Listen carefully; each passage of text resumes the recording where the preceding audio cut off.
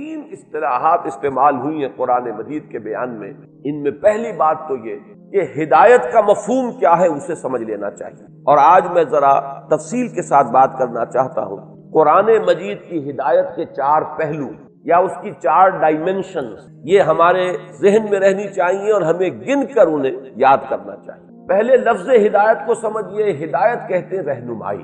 اگرچہ عربی زبان میں اس لفظ کا استعمال بہت وسیع ہے. رہنمائی اس کو بھی کہہ دیتے ہیں کہ کوئی شخص آپ سے کوئی پتہ پوچھ رہا ہو تو آپ اسے بتا دیں کہ فلاں جگہ ہے، ادھر جاؤ، دائیں مڑنا، پھر بائیں مڑنا، پھر آگے جانا، پھر وہ چوک آئے گا، پھر ادھر جانا، پھر وہ اس جگہ تم پہنچ جاؤ گے. یہ بھی رہنمائی، یہ بھی ہدایت. اور یہ بھی رہنمائی ہے اور ہدایت ہے کہ آپ اس کے ساتھ ہو جائیں اور اس کو اس منزل مقصود تک خود جا کر پہنچا دیں. پہلا قدم بھی رہنمائی ہے اور وہ تکمیل جو ہے منزل مقصود تک پہنچا دینا یہ بھی رہنمائی ہے. یہی وجہ ہے کہ سورہ انعام میں اہل جنت کا ایک قول نقل ہوا ہے کہ جب وہ جنت میں داخل ہوں گے تو اللہ کی حمد بیان کریں گے. اور وہ حمد کیا ہے؟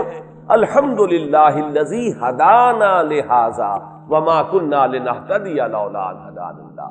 اور وہاں در حقیقت اس کا جو مفہوم ہے وہ یہ ہے کہ کل شکر اور کل سپاس اور کل تعریف اور کل ثنا اس اللہ کے لیے ہے جس نے ہمیں یہاں تک پہنچا دیا، اور ہم ہرگز یہاں تک نہ پہنچ پاتے اگر وہی ہمیں یہاں نہ پہنچا. تو ہدایت کا اشارہ کر دینا بھی رہنمائی اور منزل مقصود تک پہنچا دینا بھی رہنمائی. پہلی تو یہ بات ذہن میں رکھیے. یہی وجہ ہے کہ سورہ فاتحہ میں جب ہم کہتے ہیں اہدنا الصراط المستقیم تو ہم ہمیشہ یہ کہتے ہیں، زندگی کی ابتدا سے لے کے اختتام تک کہیں گے. ادنا سے ادنا آدمی بھی کہتا ہے، اعلیٰ سے اعلیٰ آدمی بھی کہتا ہے، ایک عامی بھی کہتا ہے اور عالم و فاضل بھی کہتا ہے. بڑے سے بڑا ولی اللہ بھی اپنی زندگی کی آخری سانس تک نماز پڑھے گا تو کہے گا اہدنا الصراط المستقیم. کیا مانی؟ کیا اسے ہدایت ملی نہیں؟ وہ ہدایت ملی ہے، لیکن ہدایت کی کوئی انتہا نہیں ہے. ہدایت کی تکمیل تو تب ہوگی جب بالفعل جنت میں داخلہ ہو. کچھ پتہ نہیں کہ کسی بڑے سے بڑے نیک شخص کا قدم جو ہے عمر کی آخری منزل میں کہیں پھسل جائے اور وہ جہنم میں جا گیا. قرآن مجید میں سورہ اعراف میں مثال ہے بالعام بن بعورہ کی. وہ شخص الذی آتیناہ آیاتنا، اس شخص کو ہم نے اپنی آیات عطا فرمائی تھی. وَلَوْ شِئْنَا لَرَفَعْنَاهُ بِهَا، ہم چاہتے تو اسے اور بھی بلندی عطا فرماتے. وَلَكِنَّهُ أَخْلَدَ إِلَى الْأَرْضِ، لیکن نفس کے ایک پھندے میں پھنس کر وہ شخص جو ہے وہ اپنا سارا کیا کرایا ضائع کر چکا اور وہ جہنم کے حوالے ہو گیا. ایک حدیث میں یہ تنبیہ آئی ہے کہ ایسا بھی ہوتا ہے کہ ایک شخص جنتیوں کے سے کام کرتا رہتا ہے یہاں تک کہ اس کی اور جنت کے درمیان صرف ایک بالشت کا فاصلہ رہ جائے کہ اچانک اب اس کا معاملہ بدل جاتا ہے اور وہ دوسرا راستہ اختیار کرتا ہے اور جہنم میں جاتا ہے. اس لیے کوئی بھی مرحلہ زندگی کا آخری سانس تک نہیں آئے گا جب تک کہ کوئی بھی فرد نوع بشر کسے باشد اس ہدایت کی درخواست سے مستغنی ہو سکے کہ پروردگار مجھے ہدایت دے، یا ہدایت دیے رکھ، یا ہدایت پر استقامت عطا فرما، یا اور ہماری ہدایت میں اضافہ فرما. اللہم ربنا زدنا ایمانا وہدن وعلما نافعا وعملا صالحا ورزقا حلالا طیبا. اب آپ سب سے آخری مثال دے رہا ہوں، اور کون سی مثال رہ جائے گی؟ کیا حضور نے اپنی حیات دنیاوی کے آخری لمحے تک نماز ادا نہیں کی؟ اور اگر نماز ادا کی تو کیا اس میں سورہ فاتحہ کی تلاوت نہیں فرمائی؟ اور کیا اس کے آخر میں یہ الفاظ جو آئے اہدنا الصراط المستقیم؟ تو جب حضور صلی اللہ علیہ وسلم کا معاملہ یہ ہے تو تاب دیگراں کے رسد معلوم ہوا کہ اس ہدایت سے ہم کبھی بھی مستغنی نہیں. تیسری بات اس ہدایت کے بارے میں یہ جانیے کہ اس کی چار ڈائمنشنز ہیں. قرآن مجید کی ہدایت نمبر ایک، یہ ڈائمنشنز کی جب ہم بات کرتے ہیں تو آپ کو معلوم ہے کہ یہ ہمارا جو اسپیس کا کانسیپٹ ہے اس میں ہم تین اس کی سمتیں یا تین اس کی ابعاد یا ڈائمنشنز جانتے ہیں. لمبائی ہے، چوڑائی ہے، اونچائی یا گہرائی. اگر یہ گڑھا ہوتا، یہ بیسمنٹ ہوتا تو اسے گہرائی کہتے، یہ کمرہ ہے زمین کے اوپر تو یہ اونچائی ہے.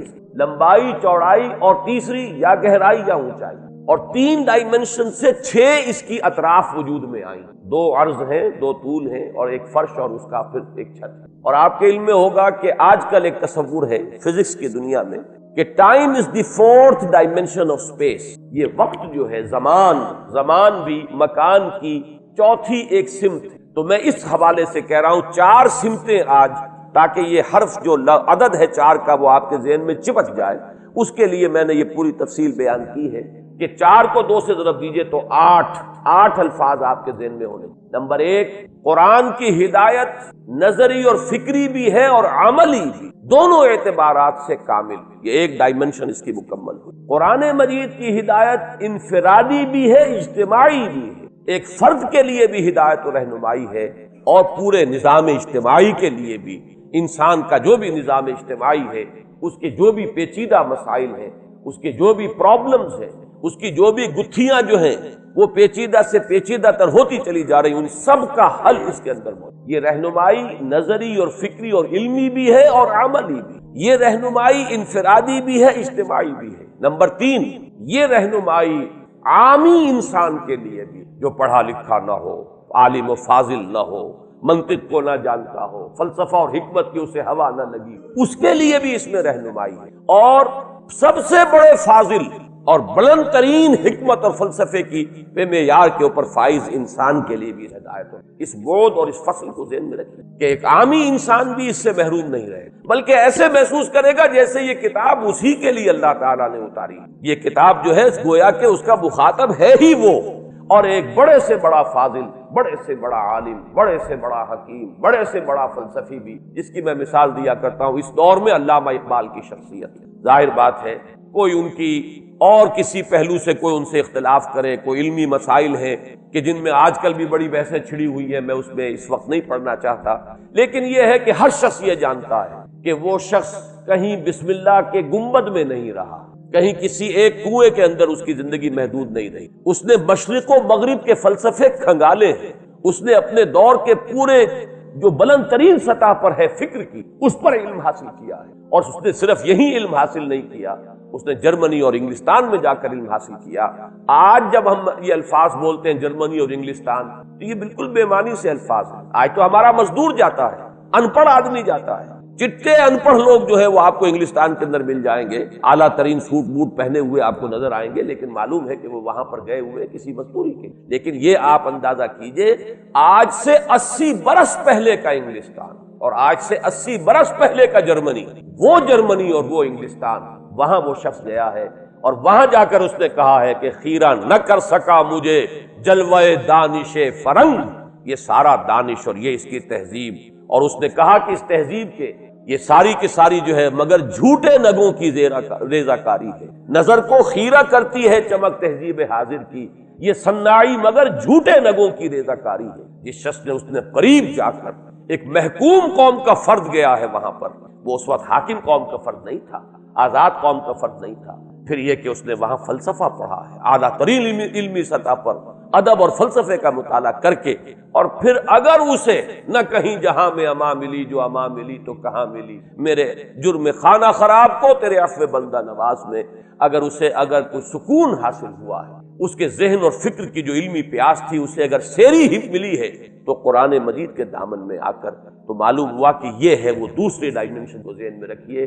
قرآن مجید کی ہدایت علمی بھی ہے، نظری اور فکری بھی ہے، لیکن عملی بھی. قرآن مجید کی ہدایت انفرادی سطح پر بھی ہے اور بلند ترین منزلیں جو ہو سکتی ہیں اجتماعی زندگی کی ان کے لیے. قرآن مجید کی ہدایت ایک عامی انسان کے لیے بھی ہے اور بڑے سے بڑے حکیم اور فلسفی اور عالم و فاضل کے لیے بھی ہے. اور چوتھی ڈائمنشن قرآن مجید کی ہدایت آج سے 1400 برس کے لیے پہلے کے لیے بھی تھی، اور یہ تا قیام قیامت. ابھی کتنا اور علم کا دائرہ وسیع ہو جائے گا، کتنا اور خزانہ جو ہے انسانی معلومات کا جو ہے وسیع سے وسیع تر ہو جائے گا. آج ہم اس کا اندازہ نہیں کر سکتے. جیسے کہ آج سے 100 برس پہلے آج کی جو کیفیات ہیں ان کا اندازہ ممکن نہیں تھا.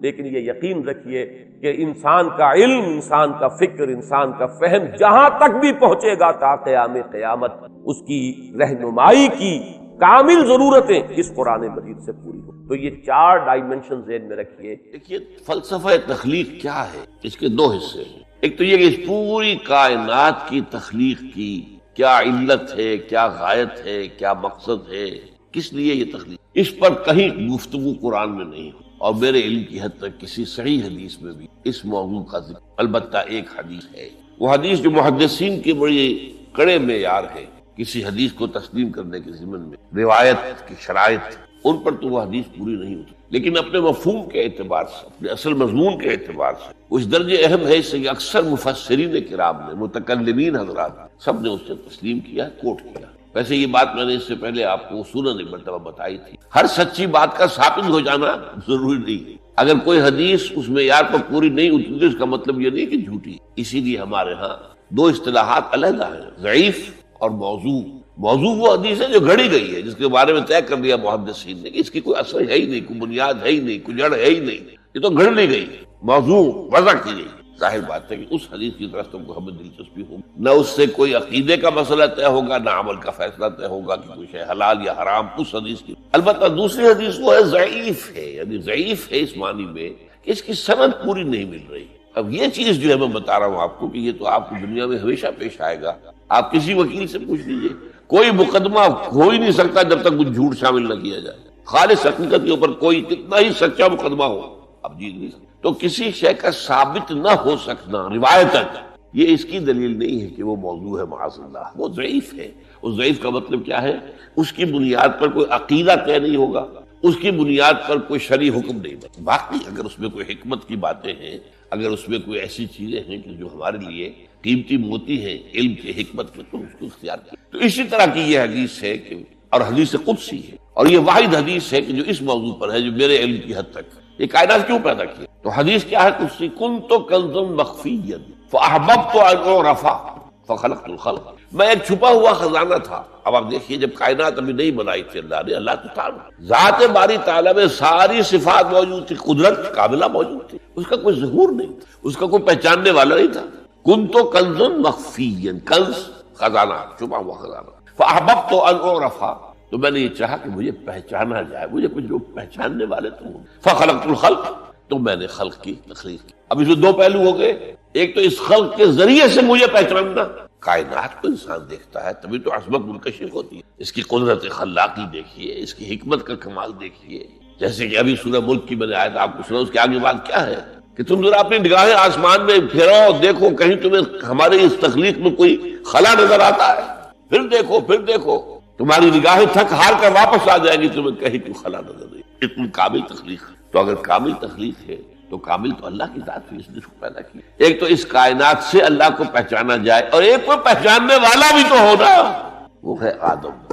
اسی لیے تخلیق کا کمال، نقطہ عروج، کلائمیکس آدم، انسان، اس کو عقل دی، اپنی عقل سے پہچانا۔ یہ اصل میں امتحان کا معاملہ ہوا ہے کہ جہاں تک تو ہے تخلیق کلی کا سوال، اس کا تو اس کے سوا کوئی ہمارے پاس کوئی اور جواب ہے ہی نہیں، بس سیدھی سی بات۔ یہ حدیث قدسی کہ کنت کنزا مخفیا فاحببت ان اعرف فخلقت۔ ہاں، اب اس میں حیات دنیاوی کا مقصد کیا ہے؟ یہ جو انسان کی زندگی ہے یہ کوئی 30 40 50 60 70 80 برس کی نہیں ہے۔ ہم پچھلے دنوں وہ احادیث پڑھ چکے ہیں اور وہ آیات قرآنی مجید ہیں جن میں کہ انسانی زندگی کے 5 ادوار میں نے گنوا دیے آپ کو۔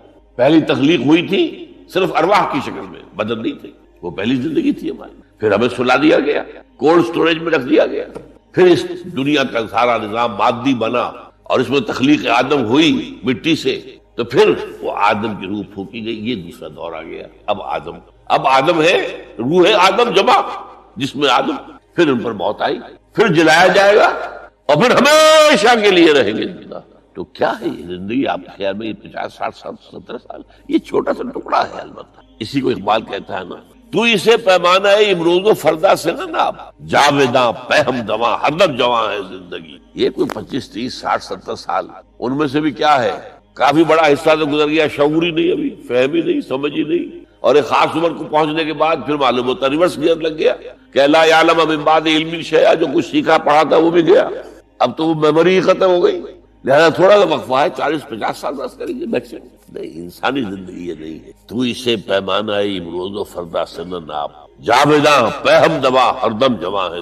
اور ایک عجیب مصرع ہے اس شعر کے اندر، اس غزل کے اندر ہے، کبھی جاں اور کبھی تسلیم جاں ہے زندگی۔ اس کو بہت کم لوگ سمجھتے ہیں، تسلیم جان کا کیا مطلب ہے؟ اس وقت میری زندگی کیا ہے؟ میری جان کے حوالے سے زندہ ہوں نا میں، ہے کبھی جاں، اور اگر میں اللہ کی راہ میں گردن کٹوا دوں تو جان دے کر جو زندگی ملے گی اس سے اس جیسے کو زندگی ہوئی تسلیم جان، جان دے دینا۔ ولا تقولوا لمن يقتل في سبيل الله اموات بل احياء ولكن لا تشعرون۔ اور پھر اس میں شعر آتا ہے آخری علامہ اقبال کا، الزم ہستی سے تو عمرہ مانند حباب۔